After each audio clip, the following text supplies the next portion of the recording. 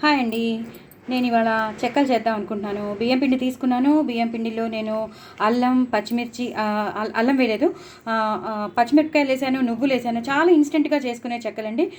పెసరపప్పు, నానబెట్టిన పెసరపప్పు వేసాను, కరివేపాకు, యాస్టీస్గా వేసిన కరివేపాకు, అలాగే యాస్టీస్గా వేసిన పచ్చిమిరపకాయలు, అలాగే నువ్వులు వేసాను, ఉప్పు, కొంచెం కారం వేసాను, పల్లీలు వేసాను, వేయించిన పల్లీలు వేసాను.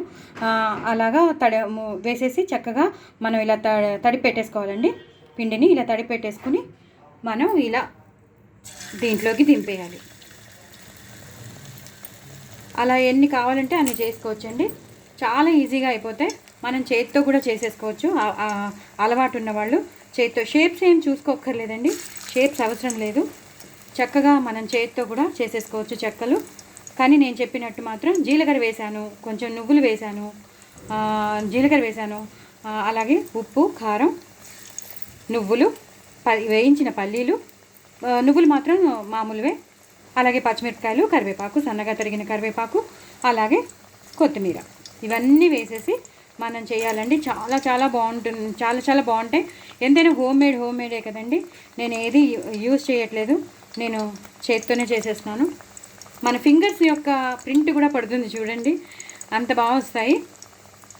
సో బయటికి వెళ్ళి మనం అన్నీ కొనుక్కుని బదులు ఇంట్లోనే కొంచెం మనం రెడీ చేసి పెట్టేసుకుంటే ఇలా అయిపోతాయండి. మీరందరూ తప్పకుండా ట్రై చేయండి. నా ఛానల్ని సబ్స్క్రైబ్ చేసుకోండి, సపోర్ట్ చేయండి. చాలా చాలా కరకరలాడుతూ వస్తాయండి. ఇలా వేసేసుకోవాలి. ఇలా ఎన్ని కావాలంటే అన్నీ వేసేసుకోవాలండి. సో అప్పుడే తిప్పకూడదండి. అప్పుడే తిప్పకుండా జస్ట్ అలా కొంచెం సేపు వదిలేస్తే అవే సిమ్లో పెట్టుకున్నాను, నేను ఇప్పుడు హైలో పెట్టుకున్నాను. అవే వదిలేసామనుకోండి, అవే వేగిపోతాయి, అవే కదిలిపోతాయి, చక్కగా అవే విడిపోతాయి అన్నమాట. మనం వెంటనే తిప్పేసామనుకోండి, అవి కొంచెం విరిగిపోయినట్టు అయిపోతాయి. బియ్యం పిండి కాబట్టి చాలా చాలా టేస్టీగా ఉంటాయండి. ఇన్స్టెంట్గా మనం అల్లం, పచ్చిమిర్చి అవన్నీ నూరుకోలేనప్పుడు మనం ఇలా చేసుకుందాం అనుకోండి, ఇటు చెక్కలు తిన్నట్టు ఉంటుంది, మనకి సాటిస్ఫాక్షన్ అనేది వస్తుంది. సో వేయించిన పల్లీలు రెడీగా పెట్టుకుంటే, నానబెట్టిన పెసరపప్పు ఉంటే, సన్నగా తరిగిన పచ్చిమిరపకాయలు, సన్నగా తరిగిన కరివేపాకు, నువ్వులు వేసేసి, జీలకర్ర వేసేసి, ఉప్పు, కారం వేసేసి మనం ఇలా వేయించేసుకోవాలి. చాలా చాలా చాలా టేస్టీగా ఉంటాయండి. బయట వాటిల్లాగే ఉంటాయి. ఒక్కొక్క చెక్క ఒక్కొక్క డిఫరెంట్ మోడల్స్లో ఉంటాయి కదా, అంతే తప్ప చాలా చాలా అంటే చాలా టేస్టీగా ఉంటాయి. సో అల్లం, పచ్చిమిర్చి నూరే ఓపిక కూడా నాకు లేదు ఇవాళ. సో అందుకనే నాకు ఇంకా అసలు మీకు ఒకసారి చూపిద్దామని, ఇన్స్టెంట్గా ఎలా చేయొచ్చో చూపిద్దామని నేను చేస్తున్నాను. చాలా చాలా బాగుంటాయి, ఇవి కరకరలాడుతూ ఉంటాయి.